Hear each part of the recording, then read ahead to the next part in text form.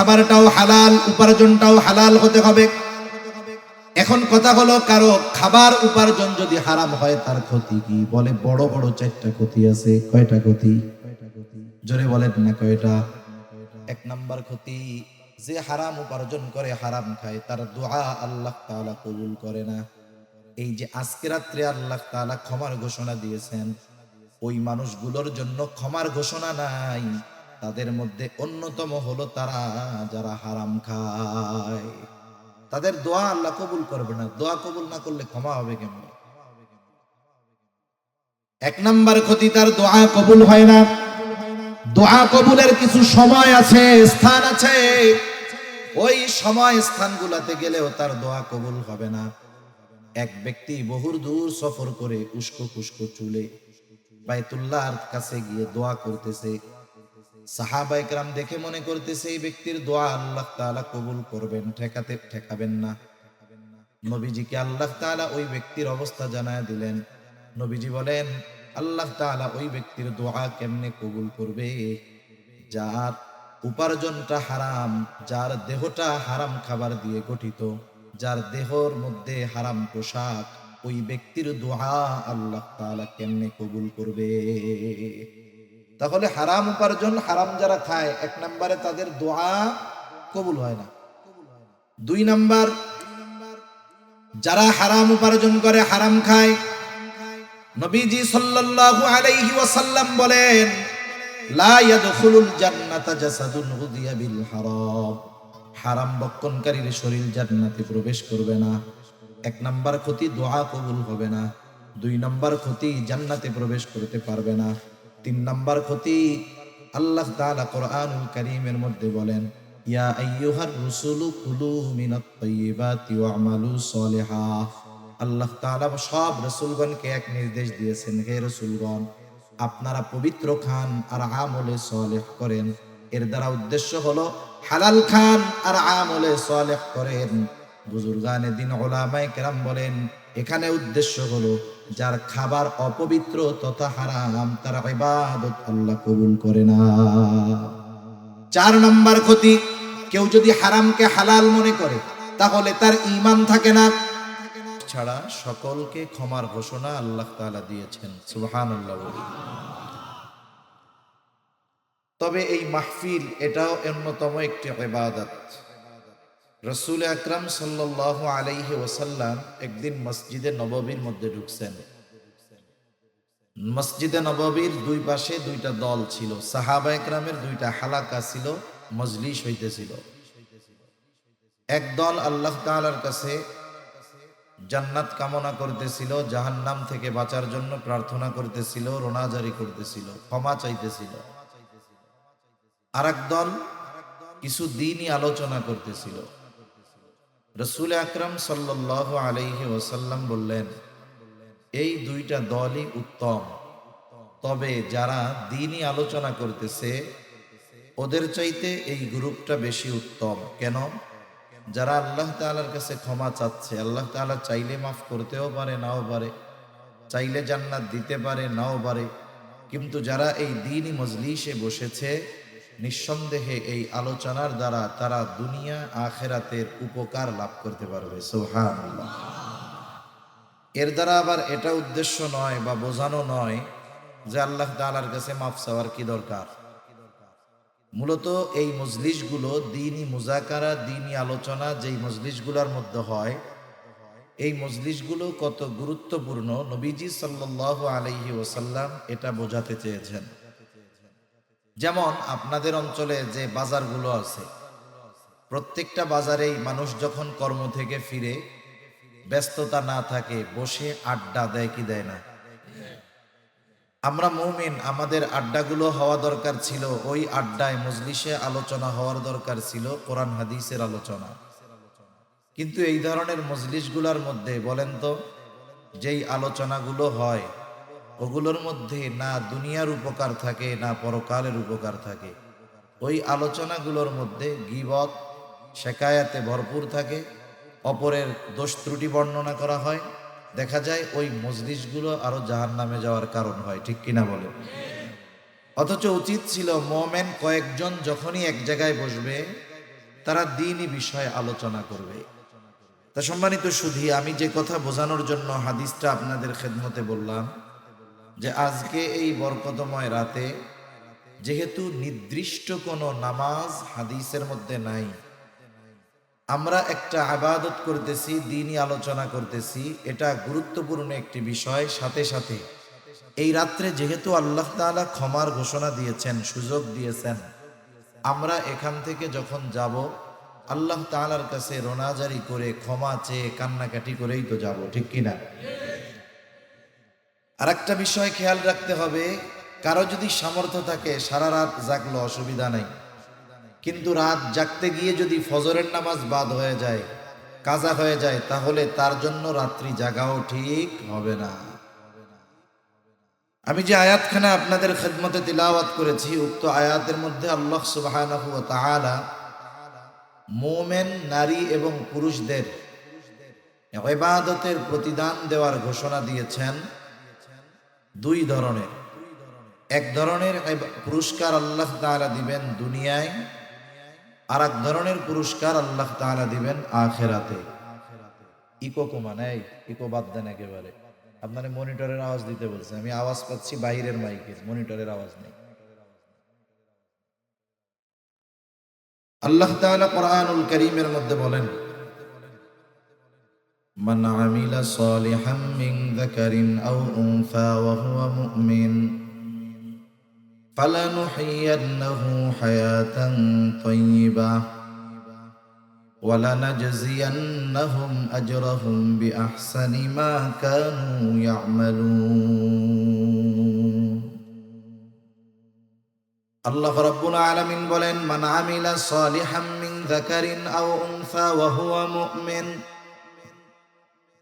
মুমিন নারী অথবা পুরুষ যখন আমলে সালেহ করে, এক নাম্বার শর্ত হলো মুমিন হতে হবে, দুই নাম্বার আমলে সালেহ হতে হবে, সেটা হোক নারী অথবা পুরুষ। আল্লাহ তাআলা এই নারী অথবা পুরুষকে ঈমান সহকারে আমলে সালেহ করার কারণে দুই ধরনের পুরস্কারের কথা আল্লাহ তাআলা বলেন। এক নাম্বার পুরস্কার আল্লাহ রাব্বুল আলামিন যেটা তাকে দুনিয়াতে দিবেন, দুই নাম্বার পুরস্কার আল্লাহ তাআলা যেটা তাকে আখিরাতে দিবেন। তাহলে এই দুই পুরস্কারের অধিকারী যদি আমাদের হতে হয়, এক নাম্বার অবশ্যই অবশ্যই আমাদেরকে ঈমানদার হওয়া লাগবে। ঈমানদার হতেই হবে আমাদের। আমার আগে ভাই আলোচনার প্রয়োজনে ঈমানের ব্যাপারেও কিছু কথা বলছি, যে আল্লাহর প্রতি বিশ্বাস কেমন হওয়া দরকার। এজন্য আমার আর ঈমানের ব্যাপারে কথা বলার প্রয়োজন হবে বলে আমি মনে করি না। দ্বিতীয় শর্ত হলো শুধু আমল, শুধু ঈমান নয়, আমলটা আমলে সালেহ হতে হবে। প্রশ্ন হলো, একটা মানুষের আমল কখন আমলে সালেহ হয়? ঈমান তো কম্পালসারি থাকতেই হবে, সাথে সাথে আরো কয়েকটা গুণ যদি তার ওই আমলের মধ্যে পাওয়া যায়, ওই আমল যত ছোট হোক না কেন, ওই আমলটা আল্লাহ তাআলার কাছে কবুল হয়ে যায়। আমলে সালেহ কাকে বলে, এটার সংজ্ঞা আমরা সহজ ভাষায় বুঝি। একটা হলো শুধু আমল, আর একটা হলো আমলে সালেহ। আমল, আমলে সালেহ। আমলে সালেহ হলো ওই আমল যেই আমল আল্লাহ তাআলার কাছে কবুল হওয়ার যোগ্যতা রাখে। যেহেতু সামনে আমলের এক সিজন আসতেছে, রমজান মাস আসতেছে, আর মাত্র 15 দিন পরে। এখন আমরা কষ্ট করে রোজা রাখলাম, 20 রাকাত তারাবি পড়লাম, আরো অন্যান্য ইবাদত করলাম। আমার মধ্যে যদি ওই শর্তগুলো অনুপস্থিত থাকার কারণে আমার এই কষ্টের আমল আল্লাহর দরবারে কবুল না হয়, তাইলে এর চাইতে কষ্টের আর কিছু হতে পারে? আর কিছুই কষ্টের হতে পারে না। এজন্য আমরা যদি আমাদের আমল আল্লাহ তাআলার কাছে কবুল করাতে চাই, এক নম্বরে যেই জিনিসটা দরকার সেটার নাম হলো ঈমান। এটা তো লাগবেই লাগবে, কারণ ঈমানবিহীন কোনো ভালো আমল আল্লাহ তাআলার কাছে গ্রহণযোগ্য হয় না। এই জন্য একজন ইমানদারের আমল ভালো কাজ আর একজন বেঈমানের ভালো কাজের মধ্যে তফাৎ হলো এটা। ইমানদার যখন কোনো ভালো কাজ করে, দুনিয়ায় কোনো নেকের কাজ করে, ভালো কাজ করে, আল্লাহ তাআলা ওই ইমানদারের ভালো কাজের প্রতিদান শুধু যে দুনিয়াতে দেন তা নয়, ইমানদারের প্রত্যেকটা ভালো কাজের প্রতিদান আল্লাহ তাআলা দুনিয়াতেও দেয়, আখিরাতেও দেয়। আর সমাজের মধ্যে যেই সমস্ত বেঈমান কাফেররা ভালো কাজ করে, মানুষের দান সাদকা করে, মানুষের উপকার করে, বলে এদের ভালো কাজের প্রতিদানও আল্লাহ তাআলা দেন। ঈমান না থাকার কারণে এদের ভালো কাজের প্রতিদান আল্লাহ তাআলা শুধু দুনিয়াতেই দিয়ে দেন। ঈমান না থাকার কারণে ওই মানুষগুলোর ভালো কাজের প্রতিদান আল্লাহ তাআলা পরকালে দেয় না। এজন্য দুনিয়াতে দেখবেন কাফেররা কিন্তু ভালো কাজ করে, অনেক মানবিক অনেক ভালো কাজ করে। এই ভালো কাজের প্রতিদান আল্লাহ তাআলা কোথায় দেন? দুনিয়াতে দেন, দুনিয়াতে। আর যারা মুমিন এদের ভালো কাজের প্রতিদান আল্লাহ তাআলা শুধু দুনিয়ায় দেন তা না, আখিরাতে দিবেন তো দিবেন। অনেক সময় ভালো কাজের প্রতিদান দুনিয়াতে আল্লাহ নাও দিতে পারে। সেজন্য একটা মানুষ যদি তার ভালো কর্মের দ্বারা দুই জাহানে উপকৃত হতে চায় তাহলে তার ঈমান দরকার। আপনাকে ইকোটা বন্ধ করতে বলছি, ফুল এরা কথাই বুঝে না। এই ইকো কার কার কার কার এতবার দরকার নাই তো, এটা বন্ধ করেন, ইকো বন্ধ করেন। আপনি রিভার্ব দিয়ে আওয়াজটা ছেড়ে দেন। এতবার তো অপারেটরদের বলা লাগার কথা না, কিন্তু বোঝার কথা অল্পতেই।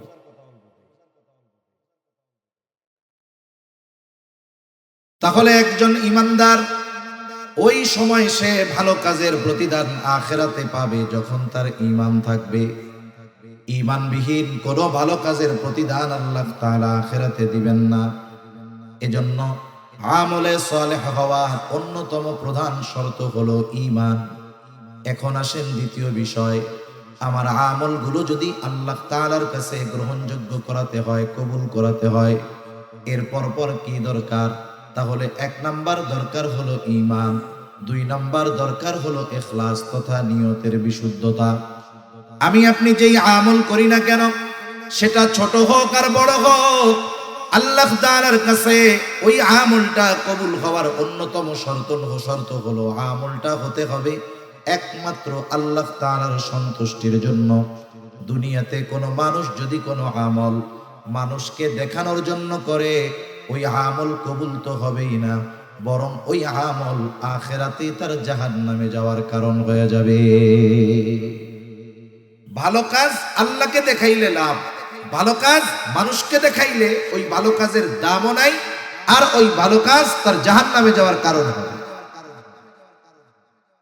রাসূল আকরাম সাল্লাল্লাহু আলাইহি ওয়াসাল্লাম আবু হুরায়রা রাদিয়াল্লাহু তাআলা আনহু হতে প্রসিদ্ধ একটা হাদিস, রাসূল আকরাম সাল্লাল্লাহু আলাইহি ওয়াসাল্লাম বলেন, যেই হাদিসটা বর্ণনা করার পূর্বে আবু হুরায়রা রাদিয়াল্লাহু তাআলা আনহু পরপর 3 বার অজ্ঞান হয়ে গেছেন। চতুর্থবার তিনি হাদিসটা বর্ণনা করতেছেন। তিনি বলেন, রাসূল আকরাম সাল্লাল্লাহু আলাইহি ওয়াসাল্লাম বলেন, কিয়ামতের দিন আল্লাহ তাআলা সর্বপ্রথম 3 শ্রেণীর মানুষকে হিসাবের জন্য ডাকবে।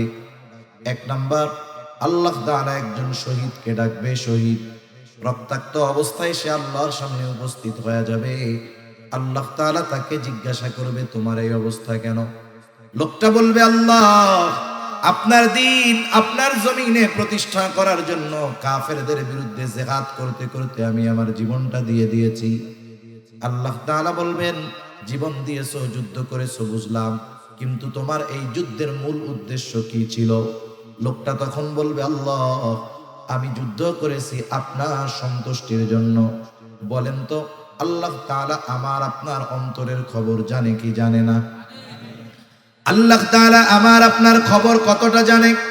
কোরআনুল কারীমের মধ্যে আল্লাহ তাআলা বলেন, ওয়ালাকাদ খালাকনাল ইনসানা ওয়া না'লামু মা তুওয়াসওয়িসু বিহি নাফসুহু ওয়া নাহনু আকরাবু ইলাইহি মিন হাবলিল ওয়ারিদ। আল্লাহ তাআলা বলেন, আমি মানুষ সৃষ্টি করেছি, শুধু তাই না, ওয়া না'লামু মা তুওয়াসওয়িসু বিহি নাফসুহু, আমি জানি কোন জিনিস তার অন্তরের মধ্যে ওয়াসওয়াসা দেয়। দুনিয়ায় অনেক প্রযুক্তি এখন আধুনিক। একটা মানুষ যদি অসুস্থ হওয়ার আগে সে যদি নিজের দেহকে চেক করায়, এমআরআই করায়, সিটি স্ক্যান করায়, তাকে যখন মেশিনের মধ্যে ভরে দেওয়া হবে, লেজার দিয়ে তাকে যখন পর্যবেক্ষণ করা হবে, একটা মানুষ এখনো অসুস্থ হয় নাই, কিন্তু এই টেস্ট করানোর পরে রিপোর্ট বের হয়ে যাবে তার শরীরের এই অর্গানগুলো দুর্বল আছে, অসুস্থ হতে পারে। তার মানে একটা মানুষ অসুস্থ হওয়ার আগে মোটামুটি তার অবস্থা, দেহের অবস্থা সে মেশিনের মাধ্যমে জানতে পারে। কিন্তু বলেন তো, দুনিয়ায় এমন কোন মেশিন বের হয়েছে নাকি যেই মেশিনের মধ্যে ঢুকায়া দিলে অন্তরের মধ্যে কি আছে সেই খবরটা জানা যাবে? আছে?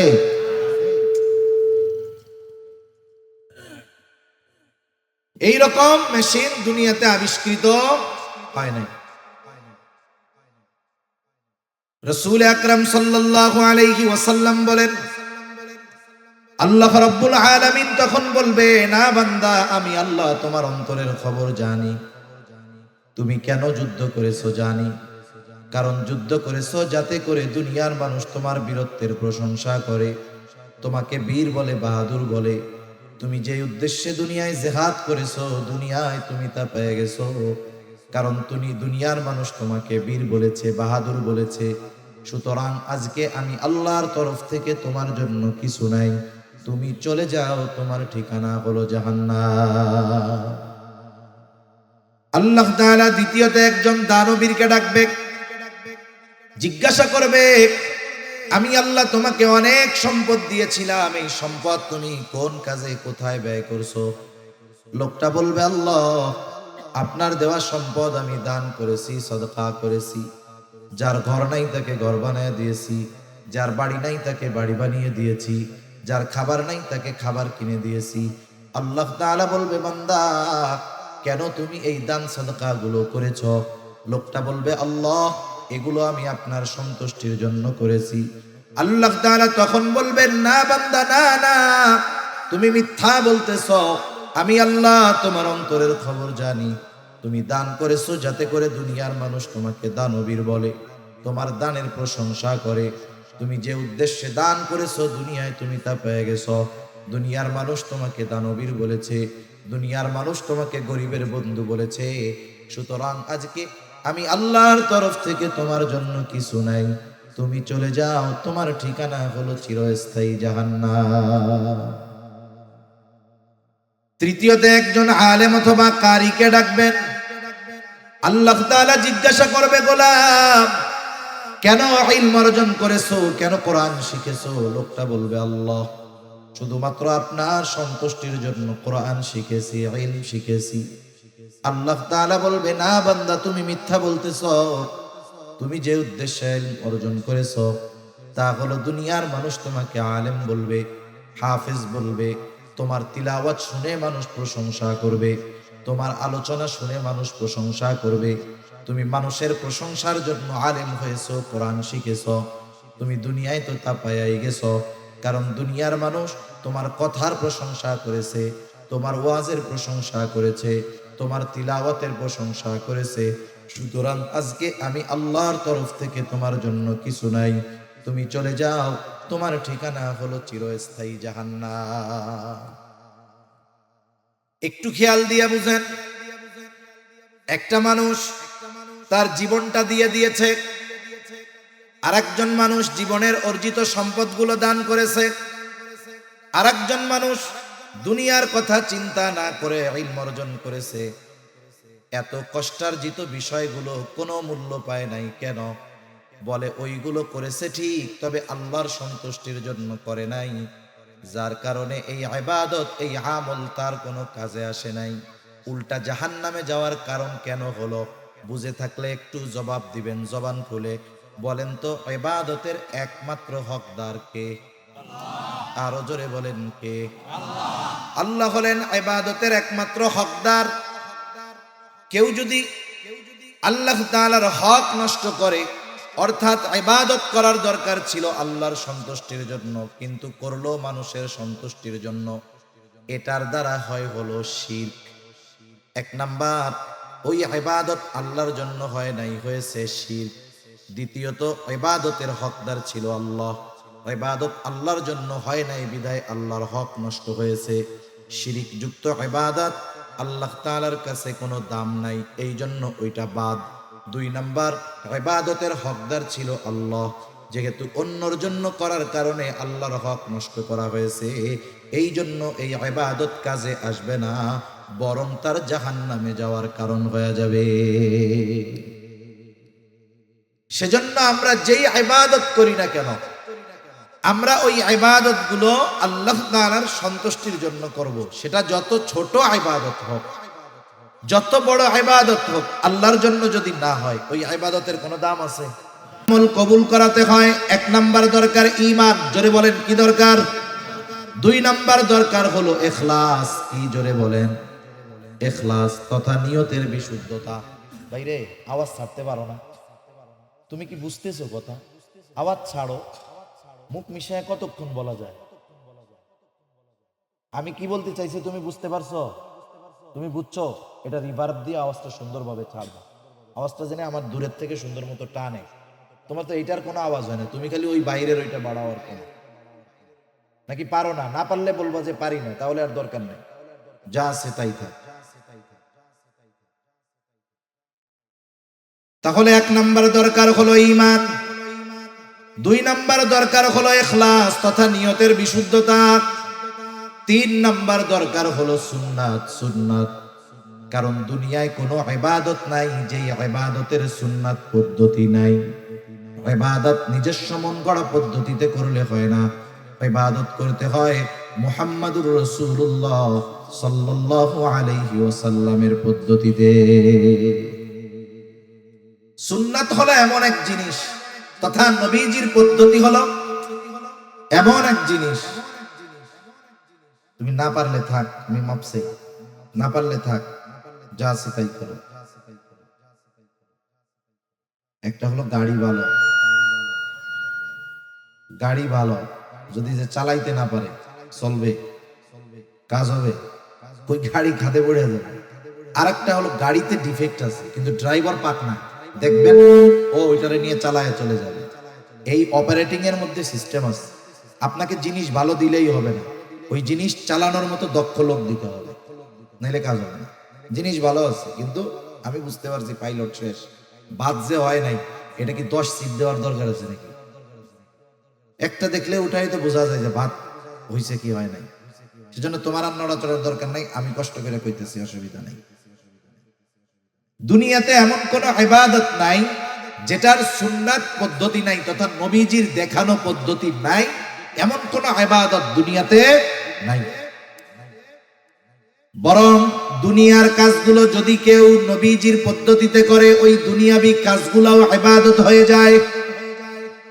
যেমন প্রতিদিন মানুষের কিছু করণীয় কাজ আছে, দৈনন্দিন কিছু জরুরত আছে, যেমন বাথরুম করা, বাথরুমে যাওয়া, এটা দৈনন্দিন একটা কাজ।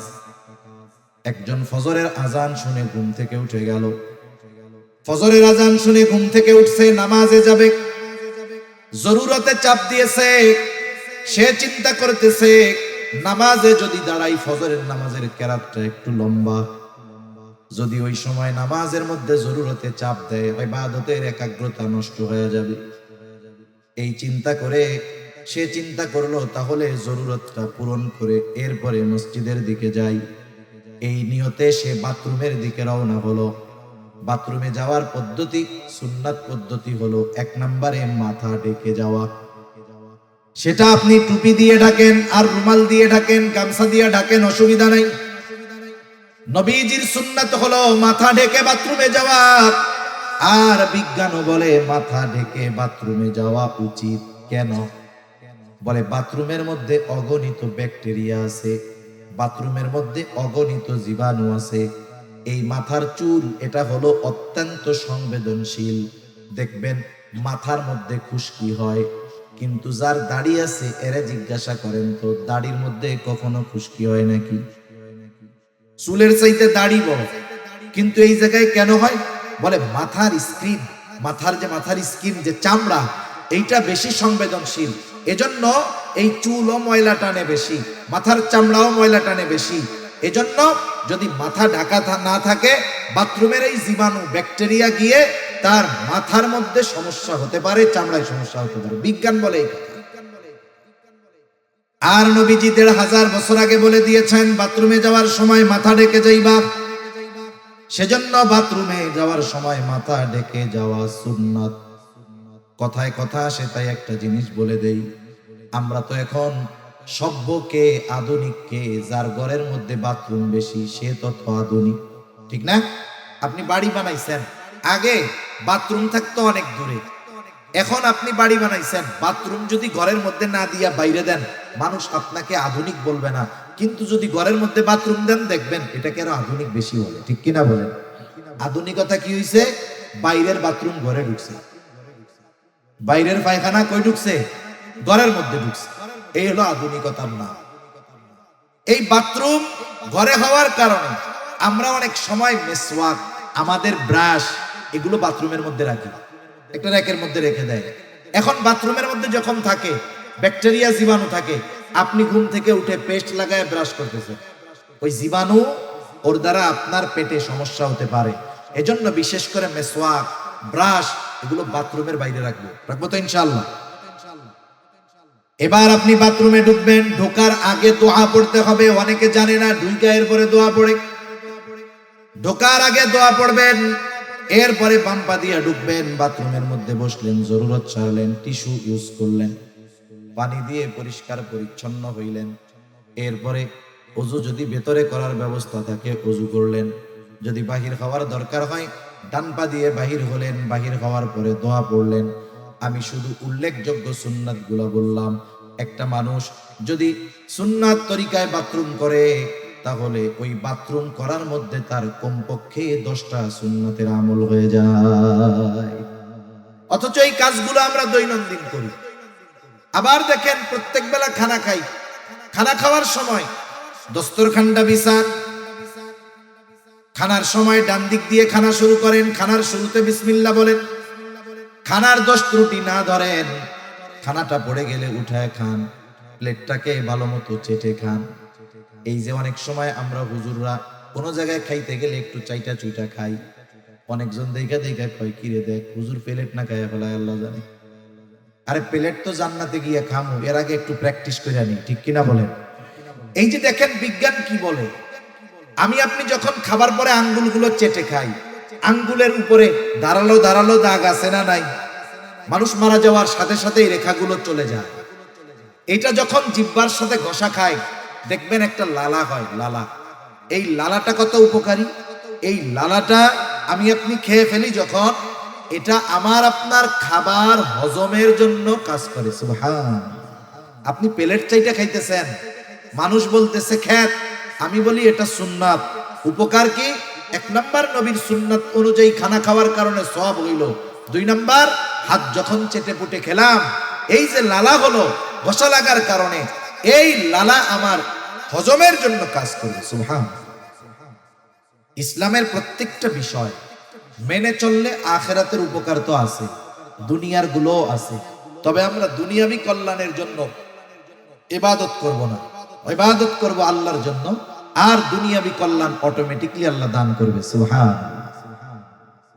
তাহলে দুনিয়ার কাজগুলো যদি নবীর তরিকায় করা হয়, সুন্নাত তরিকায় করা হয়, ওগুলো ইবাদত হয়ে যায়। আর ইবাদত যেগুলো, ওগুলো অবশ্যই অবশ্যই নবীজির সুন্নাত তরিকায় করতেই হবে। সুন্নাত বিহীন কোনো ইবাদত নাই। অনেকে মনে করে সুন্নাত মনে হয় এমন জিনিস, করলে সওয়াব, না করলে গুনাহ নাই। আসলে বিষয়টা এমন নয়।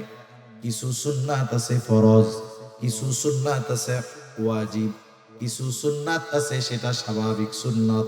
এখন কথা হইল কিছু সুন্নাত ফরজ, এটা কেমনে হয়? যেমন কোরআনুল কারীমের মধ্যে নামাজের কথা আছে 82 জায়গায়। কয় জায়গায়? 82 জায়গায় নামাজের কথা আছে। আল্লাহ তাআলা কোন বিষয়ে গুরুত্ব আরোপ করার জন্য একাধিকবার বলার দরকার হয় না, একবার বললেই সেটা যথেষ্ট হয়ে যায়। আল্লাহ তাআলা 82 জায়গায় নামাজের কথা উল্লেখ করার দ্বারা কমপক্ষে 82টা উদ্দেশ্য আছে। আল্লাহ তাআলা নামাজের কথা কোরআনুল কারীমে 82 জায়গায় বলছেন।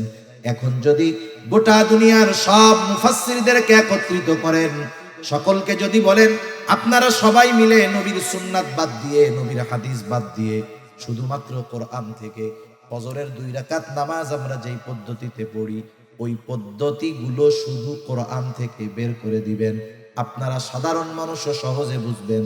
বলেন তো নবীর সুন্নাত হাদিস বাদ দিয়ে শুধু কোরআন থেকে 2 রাকাত নামাজ পড়ার পদ্ধতি কিয়ামত পর্যন্ত কেউ বের করতে পারবে নাকি? কেউ কিয়ামত পর্যন্ত পারবে না, অসম্ভব এটা। তাহলে নামাজের আদেশ করেছেন আল্লাহ, আর নামাজ কিভাবে পড়তে হবে শিখিয়ে দিয়েছেন মুহাম্মাদুর রাসূলুল্লাহ সাল্লাল্লাহু আলাইহি ওয়াসাল্লাম। নবীজি বলেন সল্লু কামা রাআইতুমুনি উসাল্লি, নামাজ কিভাবে পড়তে হবে আমাকে দেখে দেখে তোমরা শিখো, আমাকে দেখে দেখে নামাজ পড়া শিখো। কিভাবে নামাজ পড়তে হবে, তার মানে নামাজের আদেশ করেছেন আল্লাহ, আর নামাজের পদ্ধতি শিখিয়ে দিয়েছেন মুহাম্মাদুর রাসূলুল্লাহ। অনেক উদাহরণ না, একটা দুইটা উদাহরণ দেই। আজকে আমি আমার জীবনে কক্সবাজার সবচাইতে ফালতু মাইক পাইলাম, এনারে যেমনে বলতেছি পারতেছে না। আমার আগে ভাই কথা বলছে কেমনে, আমি স্টার্ট করার পরে সাউন্ডটা নষ্ট হয়ে গেল, আমারই বদনসিব মনে হয়। নামাজের যেই ফরজগুলো আছে, নামাজের ফরজগুলোর মধ্যে একটা ফরজ হলো রুকু করা। কি করা? আমার দিকে তাকান, একটু কষ্ট করে তাকান, আমি বেশি সময়ের কথা বলবো না। কি করা বলেন না, জোরে বলেন। রুকু করা কি ফরজ? রুকু করা কি ফরজ? রুকুর আদেশ আল্লাহ তাআলা করেছেন। আল্লাহ তাআলা বলেন ওয়ারকাউ মা'আর রাকিঈন, রুকুকারীদের সাথে রুকু করো। এখন রুকু শব্দের অর্থ হলো ঝুঁকা, ঝুঁকা।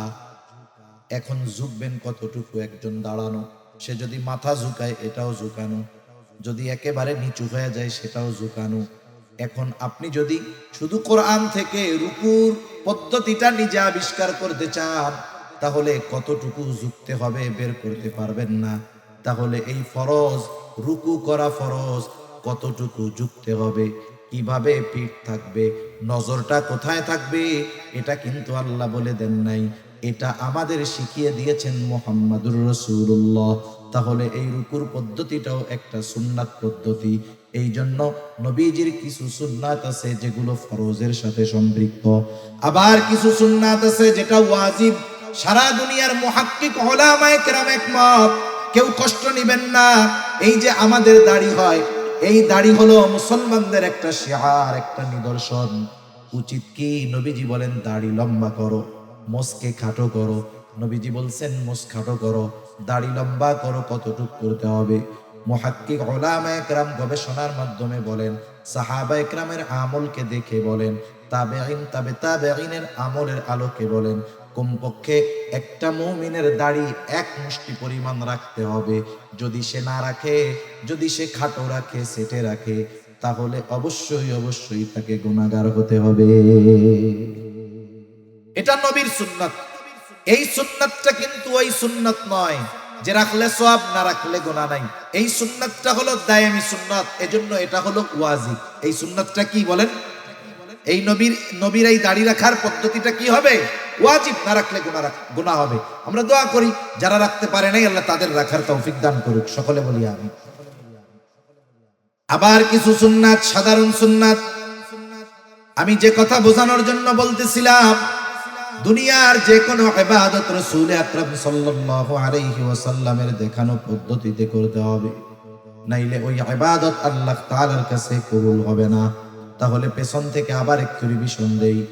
ইবাদত কবুল হওয়ার জন্য 1 নাম্বার দরকার হলো ঈমান, 2 নাম্বার দরকার হলো ইখলাস তথা নিয়তের বিশুদ্ধতা, যে আমি এই ইবাদত কাকে খুশি করার জন্য, কাকে দেখানোর জন্য করতেছি।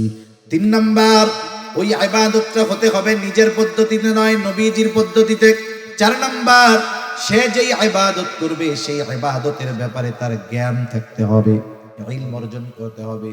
এই জন্যই নবীজি সাল্লাল্লাহু আলাইহি ওয়াসাল্লাম বলেন, তলাবুল ইলমি ফারিদাতুন আলা কুল্লি মুসলিম, দ্বীনি ইলম শিক্ষা করা প্রত্যেক মুসলমান নরনারীর উপরে ফরজ।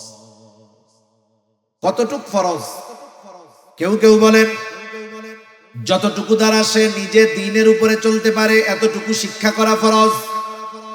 আবার কেউ কেউ বলেন না না, বরং এর চাইতে আর একটু বেশি শিখতে হবে। কেন? বলে আল্লাহ তাআলা কোরআনুল কারীমের সূরাতুত তাহরীম 28 নম্বর পারা, আল্লাহ তাআলা বলেন ইয়া আইয়ুহাল্লাযীনা আমানু কু আনফুসাকুম ওয়া আহলিকুম নারা। আল্লাহ তাআলা বলেন হে ঈমানদারেরা, তুমি নিজে জাহান্নামের আগুন থেকে বাঁচাও, অধীনস্থদেরকে জাহান্নামের আগুন থেকে বাঁচাও। তার মানে নিজেও বাঁচতে হবে, নিজের পরিবার পরিজনকেও বাঁচাতে হবে। কেমনে বাঁচবা? বলে নিজে আল্লাহ তাআলার আদেশ নিষেধ মান্য করার মাধ্যমে নিজে বাঁচো, আর অধীনস্থদেরকে মান্য করানোর মাধ্যমে বাঁচাও। নিজে আমল কইরা বাঁচো, অধীনস্থদেরকে আমল করে বাঁচাও। নিজে আল্লাহর হুকুম আহকাম মেনে চলার মাধ্যমে বাঁচো, অধীনস্থদেরকে হুকুম আহকাম মেনে চালানোর মাধ্যমে বাঁচাও। এজন্য আল্লাহ তাআলা কোরআনুল কারীমের মধ্যে একা আমাকে আপনাকে নামাজি হওয়ার আদেশ করেছেন তা নয়। আল্লাহ তাআলা নামাজের ব্যাপারে যেমন বলেন ওয়া'মুর আহলাকা বিস-সালাতি ওয়াসতাবির আলাইহা, আরে তুমি তোমার অধীনস্থদেরকে নামাজের আদেশ করো, তুমিও তার উপরে অটল থাকো। কিছু কিছু জায়গায় আল্লাহ তাআলা নিজের আমলের আগে অধীনস্থদেরকে করানোর আদেশ দিয়েছেন। তার মানে আমাদের সমাজে অনেক মানুষ আছে নিজে নামাজ পড়ে, সন্তানরা নামাজ পড়ে না, নিজে নামাজ পড়ে, নিজে ঠিকমতো দিনের উপরে চলে, নিজের ঘরের মানুষ চলে না। আছে না নাই? মনে রাখবেন, ধরা পড়ে যেতে হবে। কিয়ামতের দিন আমি আমল করলাম, অধীনস্থদেরকে দিয়ে আমল করাইলাম না, আদেশ করলাম না। আরে যাদের জন্য রক্ত আপনি পানি বানাইলেন, যাদের জন্য সম্পদ উপার্জন করলেন, আপনার উপার্জিত সম্পদ যারা ভোগ করলো, আল্লাহ না করুক এই সন্তানগুলো, আপনার অধীনস্থ মানুষগুলো যদি কিয়ামতে জাহান্নামী হয়, আপনি যদি ইবাদতের পাহাড় নিয়ে ওঠেন, কিয়ামতের দিন ওই আপন মানুষগুলো আপনার আমার জান্নাতে যাওয়ার সবচাইতে বড় বাধা হয়ে দাঁড়ায় যাবে। ঠিক কি না বলেন? এজন্য ফিকির শুধু একা না, অধীনস্থদেরকে নিয়ে করতে হবে। যেহেতু আল্লাহ তাআলা বলেছেন নিজে জাহান্নামের আগুন থেকে বাঁচো, অধীনস্থদেরকেও বাঁচাও। কেমনে বাঁচবা, কেমনে বাঁচাইবা? বলে আল্লাহ তাআলার আদেশ নিষেধ মান্য করার মাধ্যমে নিজে বাঁচো, অধীনস্থদেরকে মান্য করানোর মাধ্যমে বাঁচাও। বুঝে থাকলে খেয়াল দিয়ে একটু জবাব দিবেন। বলেন তো আল্লাহ তাআলার আদেশ নিষেধ মেনে চলতে হলে ইলমে দ্বীন দরকার আছে না নাই? আবার যদি আপনি আপনার পরিবার পরিজনকে দ্বীনের উপরে চালাতে চান, ইলমে দ্বীন জানার দরকার আছে না নাই? এই জন্য তারা বলতেছে একটা মানুষের ওই পরিমাণ দ্বীনি ইলম অর্জন করা ফরজ যতটুকুর দ্বারা সে নিজে এবং অধীনস্থদেরকে জাহান্নামের আগুন থেকে বাঁচাতে পারে। এইটুকু পরিমাণ কমপক্ষে সকল মুসলমানের জন্য শেখা ফরজ। আমি জানি যে আমাদের সমাজে, আমাদের কমিউনিটিতে, আমাদের দেশে অনেক পাঁচ ওয়াক্ত নামাজি এই পরিমাণ ইলমে দ্বীন তার জানা নাই। আছে না নাই? এখন কি করবেন? আপনি যদি আপনার মসজিদের ইমাম সাহেবকে গিয়ে বলেন হুজুর, রাসূল আকরাম সাল্লাল্লাহু আলাইহি ওয়াসাল্লাম তো বলছে দ্বীনি ইলম শিক্ষা করা প্রত্যেক মুসলমান নরনারীর উপরে ফরজ, কমপক্ষে ওইটুকু শিখতে হবে যার দ্বারা নিজে দ্বীনের উপরে চলা যায়, অধীনস্থদেরকে চালানো যায়। আমরা তো এই পরিমাণ মনে হয় জানি না। এটাকে বলা হয় জরুরতে দ্বীন। হুজুর আমাদেরকে একটু জরুরতে দ্বীন একটু শিক্ষা দেন, যেটুকু শিক্ষা করা ফরজ। আপনার মসজিদের ইমাম সাহেব কি বলবে যে না এটা আমি পারবো না? বলবে? জোরে বলেন না, বলবে? বলবে না। সে চেষ্টা করবে শিখিয়ে দেওয়ার। আপনি যদি কোনো মাদ্রাসার শিক্ষকের কাছে গিয়ে, মাদ্রাসায় গিয়ে মাদ্রাসার প্রিন্সিপাল মুহতামিম সাহেবকে বলেন যে আমাদের এই জরুরতে দ্বীন শেখার একটা ব্যবস্থা করে দেন, বলেন তো তারা কি বলবে? আমরা পারবো না। তার মানে আপনার আমার শেখার ব্যবস্থা আছে, আমরা আমাদের গাফলতির কারণে শিখি না। এই না শেখাটা কি হচ্ছে? এক তো গুনাহগার হচ্ছি, দ্বিতীয়ত দেখা যাবে যে ইবাদত গুলো করতেছি ওই ইবাদত গুলোর মাসলা মাসাইল না জানা থাকার কারণে কোন সময় ইবাদত নষ্ট হচ্ছে নিজেও টের পাই না। যেমন ইমানের পরে সবচেয়ে বড় আমল হলো নামাজ। নামাজের কিছু বিষয় আছে ফরজ, কিছু বিষয় আছে ওয়াজিব। যেমন নামাজের বাহিরে ভিতরে 13 ফরজ। বলেন তো ফরজ ছুঁইটা গেলে নামাজ হবে নাকি? এক লোক নামাজ পড়তেছে, পাশেও আর একজন পড়ে, সে নামাজ শেষ করার আগে 2টা সাউ সিজদা দিছে, এরপরে আবার সে সালাম ফিরিয়ে নামাজ শেষ করেছে। পাশের জন এমনিই জিজ্ঞাসা করে, কিরে ভাই, তুমি যে সাহু সিজদা দিলা কারণ কি? বলে সাহু সিজদা কখন দেয়? বলে নামাজের ওয়াজিব ছুটা গেলে সাহু সিজদা দিতে হয়, তাইলে নামাজ হয়ে যায়। কিন্তু ফরজ যদি ছুটা যায়, বলেন তো নামাজ থাকবে না যাবে? এখন বলে সাহু সিজদা দিছস কেন? ওয়াজিব ছুটছে নি? কয় ওয়াজিব টুয়াজিব ছুটে নাই, একটু বায়ু বাইর হয়ে গেছিল। বুঝেন নাই?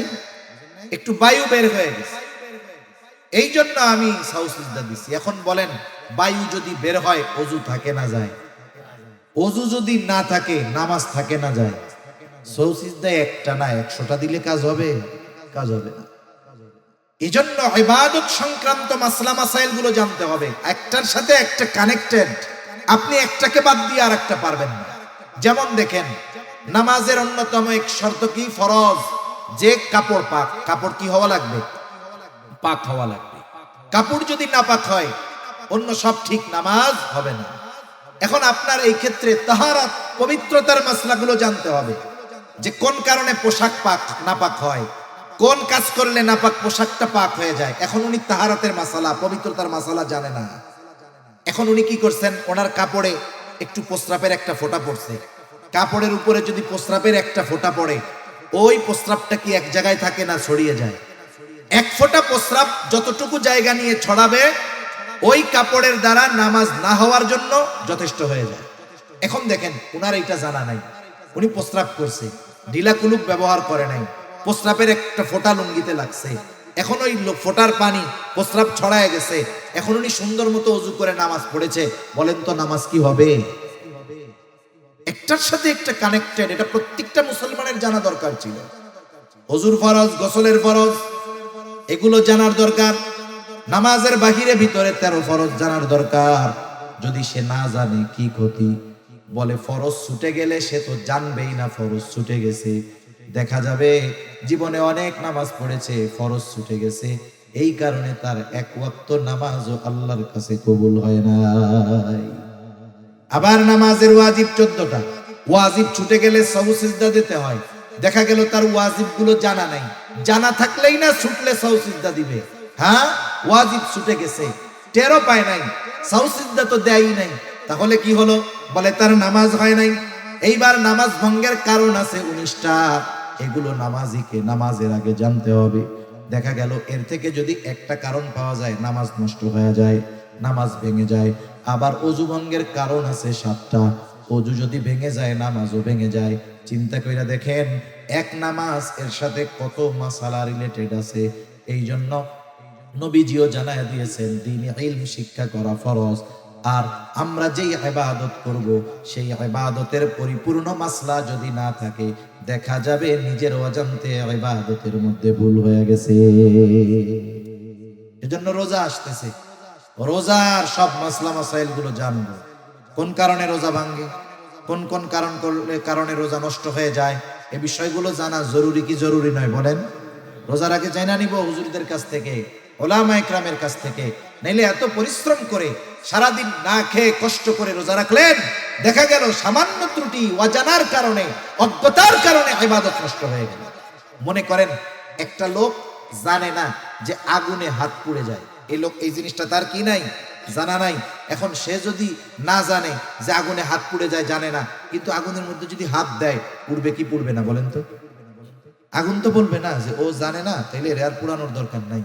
এই জন্য মাসলা মাসাইলের বিষয়টা এরকম, যেগুলো জরুরতে দিন, এই বিষয়গুলো যদি আমরা না জানি, না মানি, যদি কোনো ত্রুটি বিচ্যুতি ইবাদতের মধ্যে হয়ে যায়, ওই বিষয়গুলো যদি আমার আপনার দ্বারা সংগঠিত হয়ে যায়, ইবাদত আমল নষ্ট হয়ে যাবে, আমি টের পাবো না।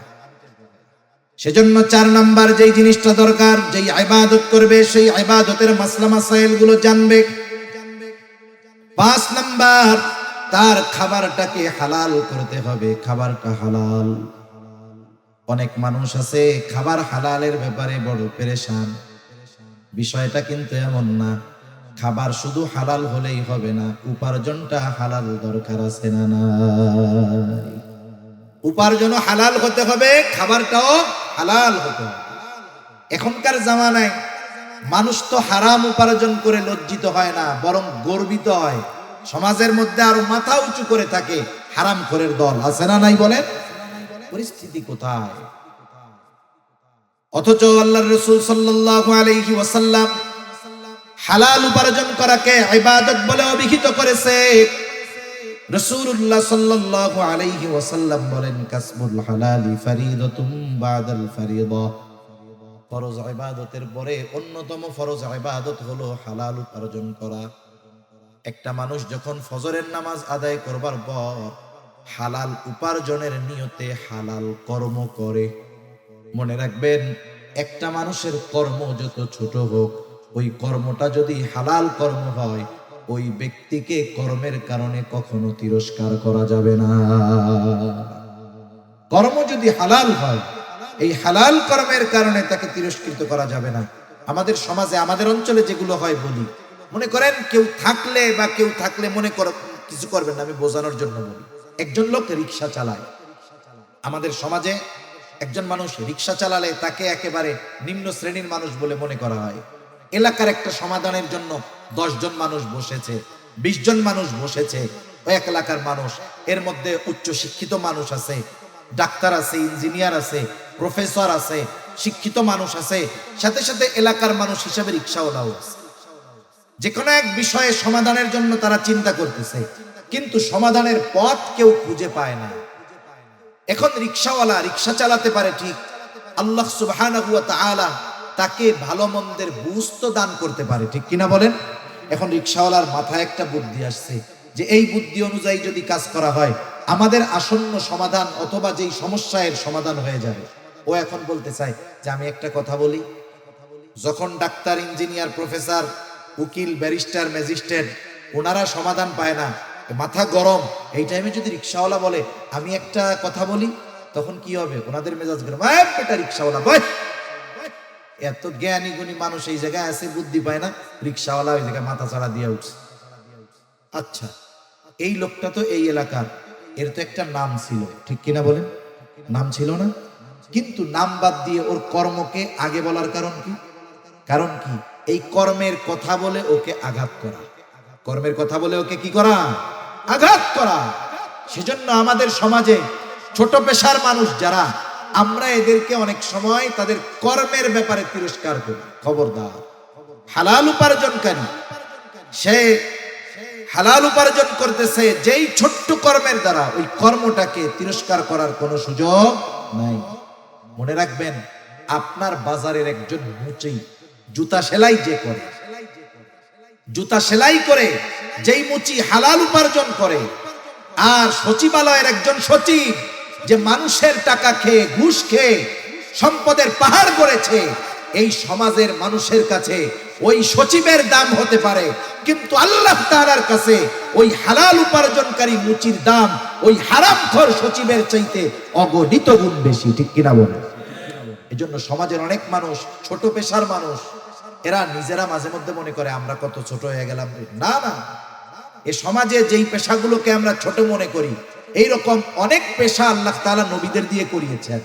যেমন কামার, অস্ত্র বানায় লোহা থেকে, দাউদ আলাইহিস সালাতু ওয়াস সালাম এই কাজ করেছেন।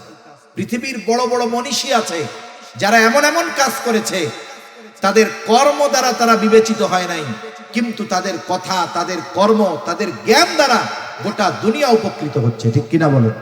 এজন্য এক নম্বর, আমরা সমাজের কোন ছোট কর্মজীবী মানুষ যার কর্মটা হালাল, তাকে এই কর্মের কারণে কখনো তিরস্কার করব না। এজন্য নবীজি বলেন, কাসবুল হালালি ফরিদাতুম বাদাল ফরিদা। ফরজ ইবাদত সমূহ ঠিক রেখে যে হালাল উপার্জনের জন্য হালাল কর্ম করে, নবীজি বলেন এটাও তার ইবাদত। সুবহানাল্লাহ বলেন। কারণ সে হালাল খাওয়ার উদ্দেশ্যে হালাল উপার্জন করে। এই জন্য 1 নাম্বার দরকার হলো হালাল উপার্জন, 2 নাম্বার দরকার হালাল খাবার। কারণ খাবার যদি হালাল হয় কিন্তু উপার্জনের অর্থ যদি হারাম হয়, এই খাবারটাও হারাম খাবারের মতো। মনে করেন একজন সরকারি চাকরিজীবী, সরকারি চাকরি যত ছোট হোক ওই জায়গার ইনকাম বেশি, বুঝেন নাই? সরকারি চাকরি যত ছোট হোক ইনকাম বেশি। আমার এরকম জানাশোনা কয়েকজন লোক আছে, সচিবালয় আছে, উপসচিব পর্যায়ের আছে, আর একজন সচিব হয়ে যাবে আশা করা যায়। এই আল্লাহর বান্দা, সরকারের পক্ষ থেকে ওনাকে গাড়ি দেওয়া হয়েছে, উনি ওই গাড়ি ফিরাইয়া দিছে যে আমি এই গাড়িটা ব্যবহার করব না। কেন? উনি যখন ওই সরকারি গাড়ি ব্যবহার করবে, ওনার কাছ থেকে, ওনার স্যালারি থেকে কিছু স্যালারি বেতন কাটা হবে এই ফ্যাসিলিটির জন্য। উনি বলতেছে আমি আমার বাসায় পায়ে হেঁটে যাতায়াত করতে পারবো, প্রয়োজনে লোকাল বাসে যাইতে পারবো, সমস্যা নাই, আমি এই গাড়ি ব্যবহার করব না। কেন? বলে যেই টাকাটা আমার বাঁচবে, কাটা হতো, ওটা তো আর কাটবে না, কারণ আমি সুযোগ নেই নাই, আমার টাকাও কাটবে না। কি হবে তাইলে? বলে ওই টাকাটা হলে আমার বাচ্চা কাচ্চার লেখাপড়ার খরচ চালাইতে আমার একটু সহজ হবে। এটা বলতেছে কে? একজন উপসচিব পর্যায়ের লোক, একজন উপসচিব পর্যায়ের মানুষ। সে ইচ্ছা করলে কি করতে পারে এটা একজন সাধারণ শিক্ষিত মানুষও বুঝতে পারে। কিন্তু দেখা যাবে কি, ওই উপসচিবের গেটের বাইরে যেই পিয়ন আছে, ও দেখা যাবে প্রতি মাসে লক্ষ মগে কাপে খায়, নাকি গাজী ট্যাঙ্ক 1000 লিটারের ট্যাঙ্কিতে চা খায় আল্লাহ জানে। 2-4-5 হাজার টাকার কমে এদের চা পানের টাকা হয় না, ঠিক কিনা বলে? ওই ব্যক্তি তো আবার ওরে 5,000 টাকা হাতের মধ্যে গুজে দিয়ে স্যারের সাথে দেখা করে আসবে, কাজ শেষ। স্যার তো আর ঘুষ খায় না। দেখা যাবে ওই পিয়ন ঢাকা শহরে বাড়ি করে ফেলছে, কিন্তু উপসচিব তার বাপ দাদার রেখে যাওয়া বাড়িটা ভেঙে যাচ্ছে, ঠিক করার টাকা তার কাছে নেই। আছে না নাই? এরকম অনেক আছে। আবার ওই যে বললাম, পিয়ন লক্ষ লক্ষ টাকার মালিক, কোটি কোটি টাকার মালিক। মনে করেন ওই রকম একজন লোক, আজকে ভালো ইনকাম হয়েছে, 20,000 পকেটের মধ্যে ঢুকছে, এই যে ঘুষের টাকাটা নিল, বলেন তো এটা হালাল না হারাম? কত জঘন্য এক হারাম। মানুষের উপার্জনের অনেক পদ্ধতির মধ্যে হারাম পদ্ধতির মধ্যে একটা হলো এই ঘুষ। এখন সেই হারাম টাকা নিয়ে বাজারে গেছে, বাজারে যাওয়ার সময় দেখে বিশাল বড় এক গরু জবাই হয়েছে। গরু যত বড়, এর গোস্তের স্বাদ তত বেশি না কম। এটা দেখার পরে তার গোস্ত কেনার জন্য খুব ইচ্ছা হয়েছে। এখনো কসাইরে জিজ্ঞাসা করতেছে, এই এত বড় গরু জবাই দিলা কেমনে? কারণ প্রাণী যদি হালাল হয়, জবাই যদি আল্লাহর নাম বাদ দিয়ে দেওয়া হয়, ওই হালাল প্রাণীর গোস্ত আর হালাল থাকে না। জিজ্ঞাসা করতেছে, জবাই দেওয়ার সময় কি আল্লাহর নাম বলছিলা? কসাইও চালাক কম না। কসাই বলে যে শোনেন, আমি নিজে নামাজ কালাম পড়ি না, তাতে কি হয়েছে? আমি এ মাসালা খুব ভালো মতো জানি। ইচ্ছা কইরা যদি আল্লাহর নাম বাদ দিয়ে জবাই করি, তাইলে এই গরুর গোস্তের আর হালাল থাকবে না, হারাম হয়ে যাবে। সকলকে যদি খাওয়াই আমার গুনাহ হবে। নিজে নামাজ পড়ি নাই, আল্লাহ চাইলে মাফ করে দিব। মানুষের যদি হারাম খাওয়াই, হক নষ্ট করা হবে, আল্লাহ মাফ করারও সুযোগ নেই। আমি বিসমিল্লাহ কইয়াই জবাই দিছি। লোক নিশ্চিত হলো যে গরুর গোস্ত কি আছে? হালাল আছে। এইবার কি করতেছে? পকেট থেকে টাকা বের করে দিয়ে বলতেছে, আমারে 10 কেজি গরুর গোস্ত দাও। আমার একটু বলেন, এই যে খাবারটা হালালের ব্যাপারে কত সচেষ্ট সতর্ক হলো, কিন্তু পকেট থেকে যেই টাকা দিল সেটা হালাল না হারাম? এজন্য এই বিষয়টা খেয়াল রাখার দরকার। সে যদি চুরি কইরা ওই গরুর 10 কেজি গোস্ত নিত, তার যেমন অবস্থা হতো, হালাল হতো না। ওই ঘুষের টাকা, সুদের টাকা দিয়ে যখন কিনছে, ওটাও হালাল হবে না। জুয়া খেলার টাকা দিয়েও যদি কিনে, হালাল হবে না। জুয়া তাস খেলা আসেনি আপনাকে ওই দিকে? হায় হায়, সমাজ ধ্বংস করে দেওয়ার এক পাপ এই জুয়া খেলা। সেজন্য যেহেতু আপনাদের জনপ্রতিনিধিরা আছে, মুরব্বীরা আছে, অনুরোধ থাকবে এই প্রজন্মকে হেফাজত করেন। এখন তো জুয়া খেলার জন্য অনেক কিছু লাগে না, মোবাইল একটা হইলে হয়েছে। কত জায়গায় দেখি বাজারের মধ্যে রিক্সাওয়ালা রিক্সা রেখে, সিএনজিওয়ালা সিএনজি রেখে, 4 জন মোবাইলের মধ্যে লুডু খেলা শুরু করতেছে। কি চলতেছে? জুয়া চলতেছে, বুঝতেই পারবেন না। এখন তাস নিয়ে বসা লাগে না, মোবাইলের মধ্যেই 4 জনে তাস খেলতে পারে। অবস্থা খুব খারাপ। এই জুয়ার ভয়ানক থাবা থেকে এই জাতিকে, আগামী প্রজন্মকে হেফাজত করার দরকার, ঠিক কিনা বলেন? এর দ্বারা উপার্জিত পয়সা, সুদ ঘুষের পয়সা যেমন হারাম, এর দ্বারা উপার্জিত পয়সাটাও হারাম। তাহলে খাবারের ব্যাপারেও সতর্ক থাকতে হবে। খাবারটাও হালাল, উপার্জনটাও হালাল হতে হবে।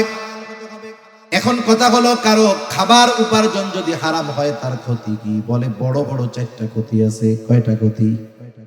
জোরে বলেন না কয়টা? 1 নাম্বার ক্ষতি, যে হারাম উপার্জন করে, হারাম খায়, তার দোয়া আল্লাহ তাআলা কবুল করে না। এই যে আজকে রাত্রে আল্লাহ তাআলা ক্ষমার ঘোষণা দিয়েছেন, ওই মানুষগুলোর জন্য ক্ষমার ঘোষণা নাই। তাদের মধ্যে অন্যতম হলো তারা যারা হারাম খায়। তাদের দোয়া আল্লাহ কবুল করবে না। দোয়া কবুল না করলে ক্ষমা হবে কেমন? এক নাম্বার ক্ষতি, তার দোয়া কবুল হয় না। দোয়া কবুলের কিছু সময় আছে, স্থান আছে, ওই সময় স্থানগুলোতে গেলেও তার দোয়া কবুল হবে না। এক ব্যক্তি বহুর দূর সফর করে উস্কো খুস্কো চুলে বাইতুল্লাহর কাছে গিয়ে দোয়া করতেছে। সাহাবায়ে কেরাম দেখে মনে করতেছে এই ব্যক্তির দোয়া আল্লাহ তাআলা কবুল করবেন, ঠেকাবেন না। নবীজিকে আল্লাহ তাআলা ওই ব্যক্তির অবস্থা জানায় দিলেন।